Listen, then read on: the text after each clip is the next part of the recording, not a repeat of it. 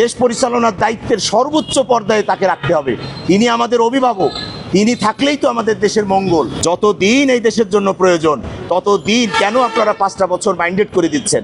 5 বছরে যদি না হয়, যদি 6 বছর লাগে, যদি 7 বছর লাগে, 10 বছর লাগে, যতদিন পর্যন্ত এই দেশটাকে একটা সুন্দর পরিস্থিতিতে না নিয়ে যাওয়া যায় ততদিন পর্যন্ত এই দেশে উনি থাকবেন। সরকার ওই সময় পর্যন্ত থাকুক, আমি যে সময় পর্যন্ত বাংলাদেশকে একটা সুন্দর নির্বাচন দিয়ে, যেহেতু উনি কেয়ারটেকার ইন্টারিং গভর্নমেন্ট, ওনার তো নির্বাচন দিতেই হবে, গণতান্ত্রিক দেশে আমরা বাস করি, তাহলে ওই পরিবেশটা তৈরি করে একটা সুস্থ ধারার রাজনীতি যেন দেশে আমরা বিরাজ করে, সেই পরিবেশটা উনি তৈরি করা পর্যন্ত উনি দেশে থাকেন। অ্যাটলিস্ট তো 5 বছর তো চাচ্ছি, উপরে যদি আর কিছু হয় সেটা তো আমাদের জন্য বোনাস। কমপক্ষে 5টা বছর ছাড় আমাদের কাছে অভিভাবক হিসাবে আমাদের কাছে থাকুক। বহির্বিশ্ব বাইরে কি চাইলো স্যার সেদিকে আপনি নজর দিবেন না, আমার বাংলাদেশের জনগণ কি চায় আপনি সেটা আগে মুখ্য বিষয় হিসাবে গণ্য রাখবেন। আপনার দিকেই সবাই চেয়ে আছে।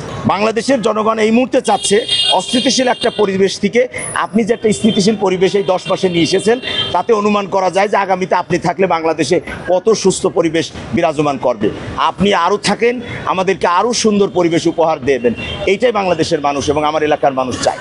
আমি বাইসাইকেল যোগে 301 কিলোমিটার অতিক্রম করে গত পরশু দিন আমি ঢাকার উদ্দেশ্যে রওনা হয়েছিলাম এবং গতকালকে রাত্রে এসে আমি ঢাকায় পৌঁছেছি।